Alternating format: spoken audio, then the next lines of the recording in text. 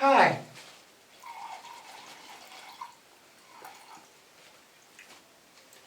Welcome to Alicia Fluffy Presents. This is the vlog of the month. Let's get drunk.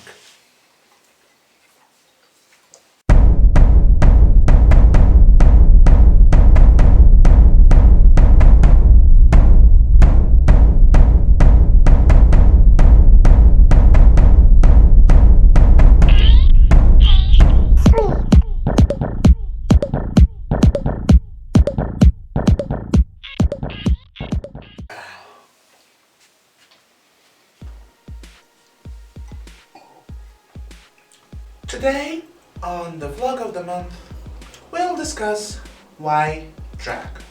Why this, for me, personally, you might relate, highly doubt it, but you might.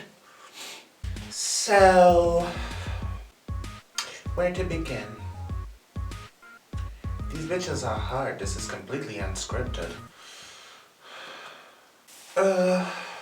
Guess it started really young for me. I really never did fit in, and I was always surrounded by strong, beautiful women, and I thought, why the hell can't I be like that? So much easier.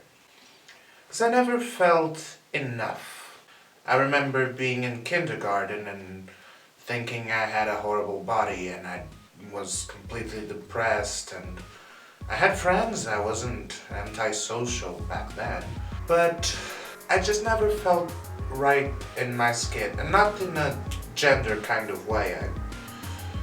I'm a boy, I like being a boy, and I'm gonna continue being a boy, don't get it twisted, honey. But there's something about being so different from myself. This is a complete 180. It's not my style.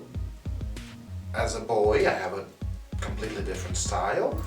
I don't wear makeup as a boy. I don't wear heels as a boy. I wish I could. Love heels. Always loved heels. There she blows! Oh, sorry. And I was always like, there's something so empowering in heels and makeup. It's like an armor you have. So I started by buying shoes that made sounds like heels, because I just love how it felt. They started calling me Sister Rider for some reason. In Portuguese it sounds worse. I'm not complaining. Kinda hurt my feelings. Nah. I had no idea what drag was. Almost until 20, I had no idea what drag was. I knew about trans, I knew about all the LGBT colors. I didn't know drag. Where I come from, there isn't this big drag scene. There was one drag queen that was performing at the only gay bar in the whole fucking place. And then there was another one that wasn't really performing, but she's not from here, and she was out somewhere in the mainland or something. Then there was one in the mainland that I had no idea was from here. I didn't even know she existed. Ugh, whole mess. But I had no idea. I always loved makeup, but the only way I could put that coat of armor on was as a boy, because I had no idea drag existed. I didn't know the tricks, I didn't know anything. But there is one thing that we have here that I think nobody has anywhere else, which is on Mardi Gras, Carnaval, we have a night dedicated to transvestites. So every guy goes out as a girl, every girl goes out as a guy. And that was so much fucking fun. I loved it. Putting on the makeup, putting on the heels that I had to custom make, and I still do. There's a video that's coming up about it. But it never quite felt right. I didn't have the skills for it. Then there was YouTube and Drag Race. And hence, this was born out of self-deprecation and self-loathing, depression, body dysmorphia, alcohol. Anyway, the only way I really feel beautiful and powerful and strong and sexy and all those good things that are not usually associated with men, but some men have it, is when I'm in a dress or in drag. Just a dress by itself doesn't work for me. The heels though, they do. For some reason. But yeah, that's why drag. And why this channel. I'm getting drunk. We're getting to the good part now. This channel is mainly because our only gay bar in the whole fucking island, LGBT bar in the whole fucking island, closed. It was kind of a mess, but it was kind of not of a mess, and it was like home, but a home you don't want to really be in. But it was good, but it was bad. But that. So what happened was, since the bar closed, I was like, well, I always wanted to be on YouTube, but my family didn't like me as a boy on YouTube. So I was like, well, fuck that shit. I'm gonna be as a girl on YouTube. As a drag queen, not a girl, I'm a drag queen. This is complicated even for me.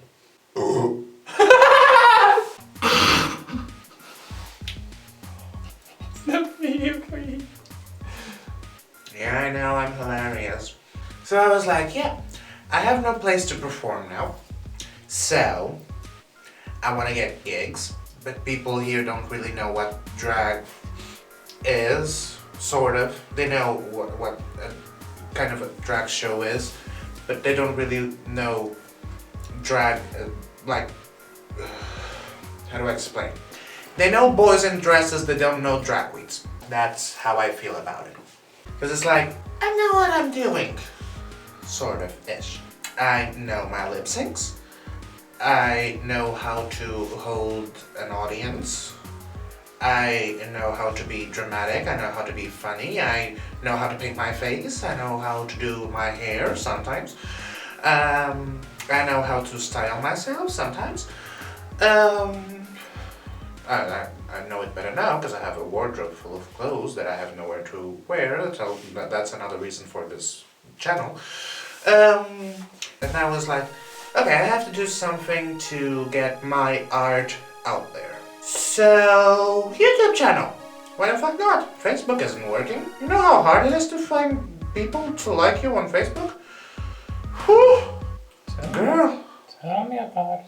Plus, drag is important to me for many reasons, but first and foremost, I started performing in drag, not doing drag, I was doing drag before, but performing in drag, when a friend of mine, who's transsexual, was trying to decide if she really wanted to live as a she.